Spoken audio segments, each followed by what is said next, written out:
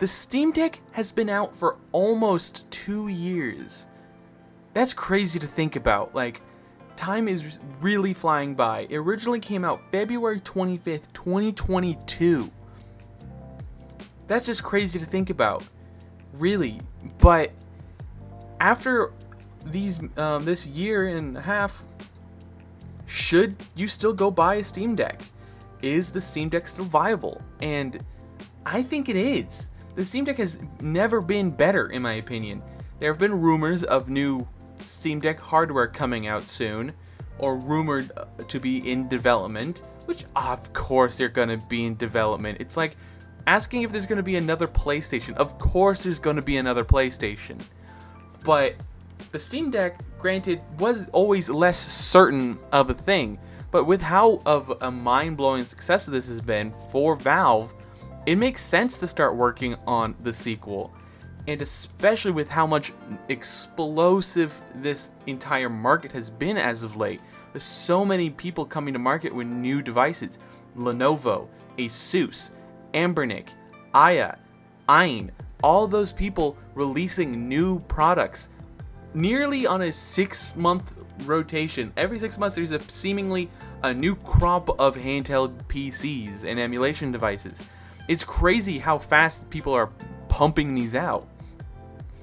And it really calls into question, does the Steam Deck still have a leg to stand on? Does the Steam Deck still offer a great value? Does it still offer good enough performance to warrant the purchase? And looking at some benchmarks, I would say so indeed. It certainly offers a great deal amount of value, especially considering its hyper competitive price point, with its base model being $400. It's really crazy to think, and that's even, sometimes they have sales where you can get it for $320. That's frankly bonkers, not to mention the refurbished models you could pick up if they're in stock. It is a truly amazing value. And I know some of my friends who have gaming PCs who offer worse performance than a Steam Deck, which is crazy to think about. But especially with how awesome Proton is getting, how much support the Steam Deck is getting, I certainly think it's in a good spot as of 2023. Late 2023, that is. And comparing it to its competitors, most of them are unable to meet it in its price or in its performance. For example, like Anbernic has the Anbernic Win 600, their Windows gaming device. It has an AMD Athlon Silver, like a 320E something or other like that. This thing, it's very cool, given how the price of it being somewhere around $350. It offers significantly worse performance for only being $50 cheaper, but it has been one of the cheapest handheld PCs we've seen from other people that aren't Valve. The cheapest one that has offered truly better performance has been from Asus with the ROG Ally with the Z1 Extreme. Not the Z1 Non-Extreme has been apparently fairly disappointing in terms of performance, being the same or worse as a Steam Deck. So maybe ignore that one, even though that one is $100 cheaper. It probably should have been something more like $150 or $200 cheaper, given the more lackluster performance compared to the Steam Deck itself. But that's probably the biggest problem with all these alternative devices. Stuff like the Win 600 and the ROG Ally. Even Lenovo is making these gaming handhelds, but none of them can exactly beat the price to performance that the Steam Deck offers.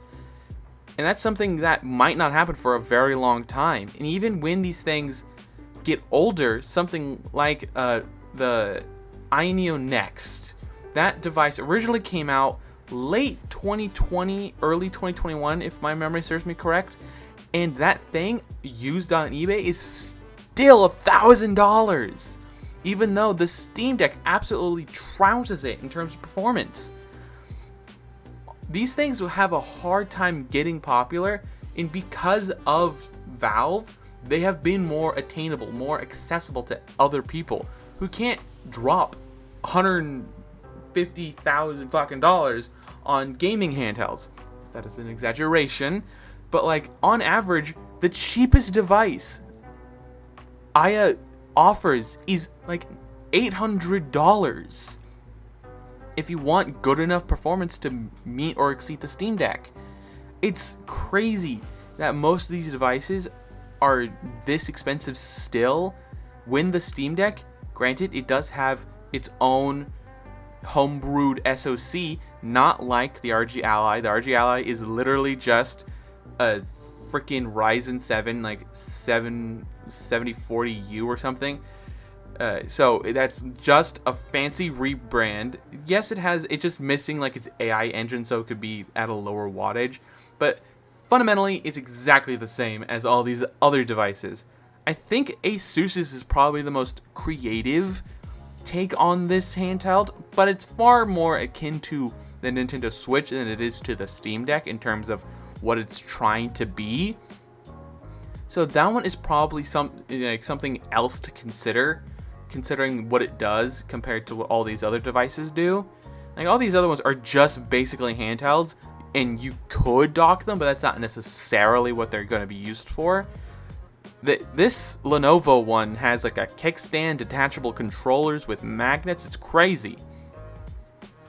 And yes, I know the Steam Deck isn't as powerful as some of these devices, but I can't see justifying the extra $500, $400, even sometimes $600 more expensive of a price tag for nominal gains in terms of performance.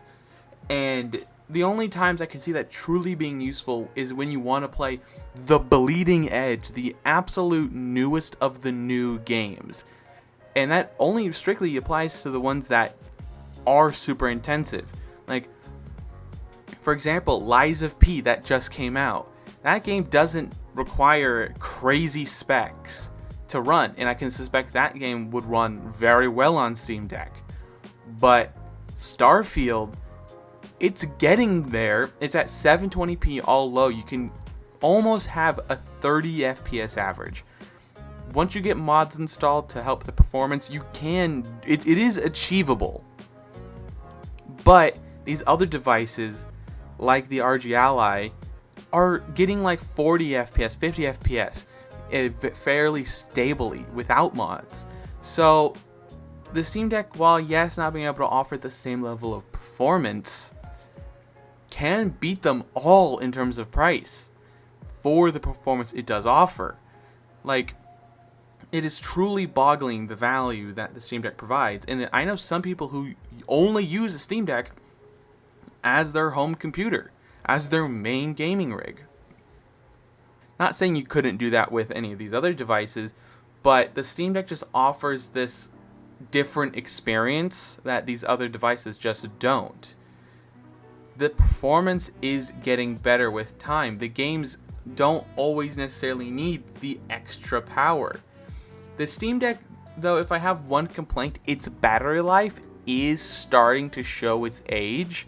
Some of these newer devices are very impressive in terms of their battery life, and I can see that being probably something some of you might want to consider before purchasing a Steam Deck. I know I definitely had pause before I pulled the trigger on buying a Steam Deck when I was looking around, shopping around, when I still am, just looking around, seeing all these other devices getting, some cases, double the battery life. But because it has I determined it's a worthy sacrifice. Since it uses USB-C, I can get one of those like cool Steam Deck battery cases, or one of those external cool battery banks or something like that, and probably just live off of that. I'll be fine. And I've determined that is worth the sacrifice, so I can save more money in the long run. So it's not for everybody, and I can see that, but I think the Steam Deck still offers a quality experience, and that it's solely catered to having a great gaming experience, unlike some of these Windows-based devices, especially considering how Windows does not always treat each of these handheld devices very nicely. Notably, there was a problem when Elden Ring came out that these handheld devices just did not like running on handheld devices. Like, that game just had this weird shader caching problem where it would always be trying to cache the shaders on these handheld devices, and it would result in really choppy experience. But because of how Steam Deck worked with Proton, it basically forced the shader cache to actually work and was a noticeably smoother experience on the Steam Deck versus other handheld devices, even though those other devices are substantially more powerful. You can get Elden Ring to run on the Steam Deck at like 40 FPS, which is crazy to think about. And considering the size of the screen, you don't necessarily notice the lack of detail. It is a truly wonderful experience, and that's why I still firmly believe the Steam Deck is a worthy purchase, even now.